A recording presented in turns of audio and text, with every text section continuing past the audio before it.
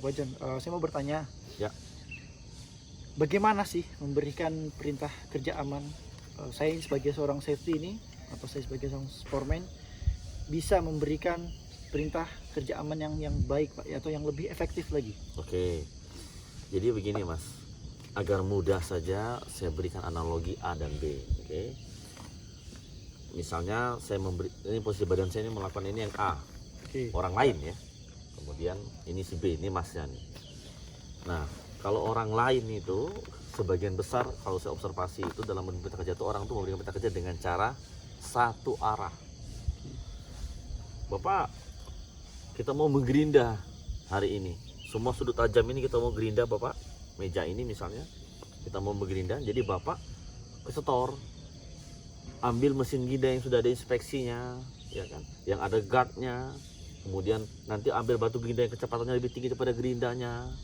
Ambil face shield nanti dipakai, ambil iplak, kacamata, ambil pemadam api, ambil fire blanket, ya. Sarung tangannya dipasang nanti, selama orang kerja nanti juga pasang barikade Mas. Ya. Pekerjaan cuma diam saja, diam, kemudian dengarkan, gitu kan? Bisa Pak. Sudah ngerti? Ngerti Pak. Kata pekerjaannya nih, mereka nih jawab gitu kan? Ya. Iya sudah, oke. Ambil, lakukan, selesai.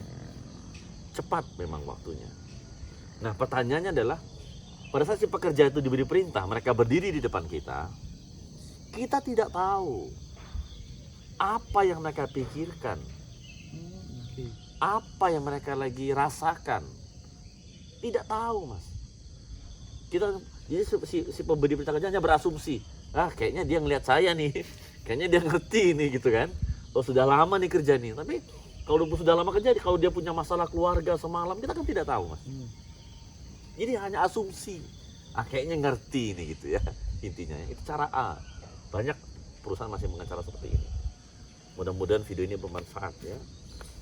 Itu cara yang satu arah, cara A. Sekarang cara B yang dua arah. Cara dua arah seperti ini. Mas, kita mau menggerinda semua sudut tajam meja ini ya. Nah untuk pekerjaan ini kan ada bahaya dan pengendaliannya Mas, agar kita tidak celaka. Yang melakukan pekerjaan itu Mas gitu ya. Ya. Nah, seperti tadi cara yang melakukan pekerjaan itu kan pekerja ya. Cara B ini Mas, apa Mas pekerjaan menggerinda ini Mas, bahayanya Mas? Nah, berarti yang pekerja itu yang iya, menjawab jadi sendiri, saya sebagai pemberi perintah kerja itu bertanya justru apa bahayanya, kan yang ada bahaya Mas. ya? Iya benar. Mas menjawab misalnya, contoh nih, Pak John, mesin gerinda itu harus aman. Kabelnya itu sudah tidak ada yang banyak-banyak sambungan, tidak ada yang luka kabelnya. Misalnya, oh bagus, ya. Bagaimana mencegahnya? Oh harus ada stiker inspeksinya Pak John. Ada guardnya terpasang Pak John. Nah, jadi yang saya tanyakan, Mas menjawab. Jadi saya berpikiran sebagai, oh pekerja saya ini tahu bahayanya dan dia tahu pengendaliannya. Oh gitu. Berarti Jadi Mas yang menjawab nih kan? benar.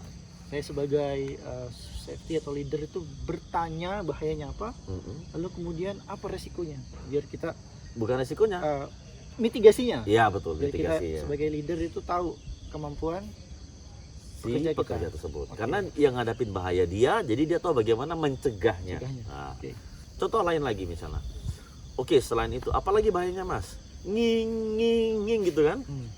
Mas menjawab, Bisingan. bising. Nah, bagaimana Pak? Karena Mas yang mengadami paparan bahaya bising, apa Mas lakukan agar telinga Mas ini tidak terjadi kerusakan ke depan?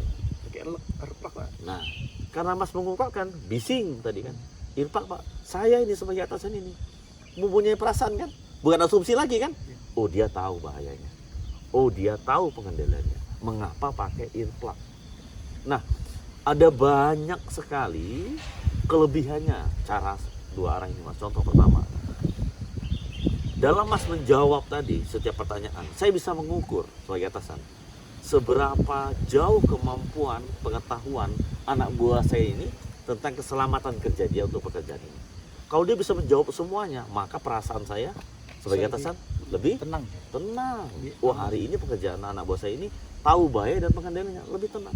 Yang kedua, kalau Mas betul-betul bawahan saya, oke, Mas ngomong, lalu saya sebagai atasan dengarkan, perasaannya gimana Mas?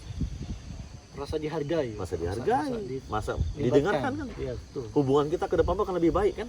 Betul. Nah, berbeda dengan cara satu arah tadi. Satu arah tadi setiap pagi datang, berdiri, ngumpul. Sebagai atasan saya memberi arahan.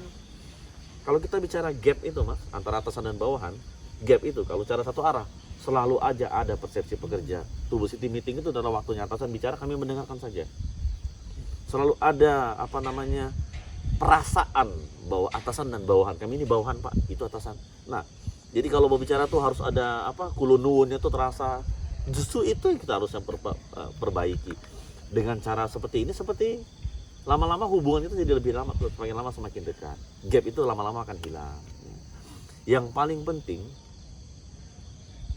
seperti di ayat Al-Quran mengatakan, Allah membenci manusia yang hanya mengucapkan tapi tidak melakukannya. Nah, sekarang kalau Mas tadi katakan, ya kan? Apa bayinya Mas Gingi itu? Mas katakan apa? Bising. Pakai bising. Iya. Jadi bagaimana agar kita bisa melindungi ini dari bahayanya bising? Mas katakan tadi pakai irplak. Nah, menurut Al-Quran Mas itu wajib menjalankan apa yang Mas ucapkan, ya kan? Nah, kalau saya 3 kali kasih kerja sebentar, misalnya ke toilet, balik lagi Mas tidak pakai irplak. Lalu saya tanya nih, loh Mas tadi pagi yang ngomong pakai irplak tapi tidak dipakai kan, perilakunya tidak sesuai dengan omongannya. Yang tadi pagi ngomong pakai irplak siapa ya? Perasaannya gimana Mas? Kalau Mas tidak pakai irplak? Merasa bersalah sih Pak. Merasa bersalah. Karena kan saya sudah ngomong nih. Tapi nggak saya kerjain kan. Ayat Al-Quran itu adalah pondasi. Pegangan kita yang kita harus yakin 100% ya. Itulah ajarannya. Jadi kita pegang baik-baik itu, kita laksanakan baik-baik. Nah,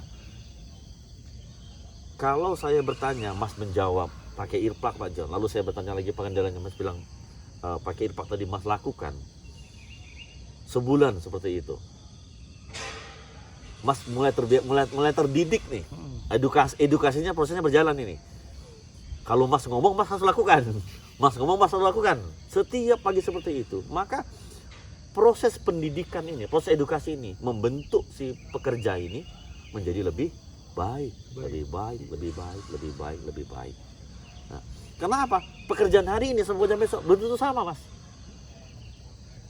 Mas menggerinda sekarang meja, besok ini bukan belum tentu meja lagi mungkin, ya. Mungkin kursi, mungkin pipa, mungkin I-beam, ya.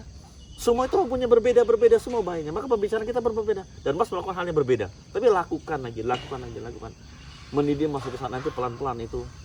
Karena edukasinya terus lengket dan kuat. Dibandingkan hanya sekedar mendengar saja. Tidak dilakukan maka akan cepat lupa yang satu arah tadi kan. Nah, jadi ini adalah salah satu cara mendidik pekerja kita agar dia tumbuh berkembang. Dan banyak lagi keunggulan cara seperti ini ya. Contohnya trust level. Rasa percayanya saya kepada anak buah saya ini semakin lama semakin tinggi ya. Sehingga yang terbentuk tuh budaya saling menghormatin itu bukan karena saya atasan, bukan karena bawahan, enggak. Saya suka dengan masjid itu karena masjid ini kalau ngomong dia lakukan. Jadi mempercayain orang itu karena apa adanya, bukan karena posisi gitu loh. Nah ya.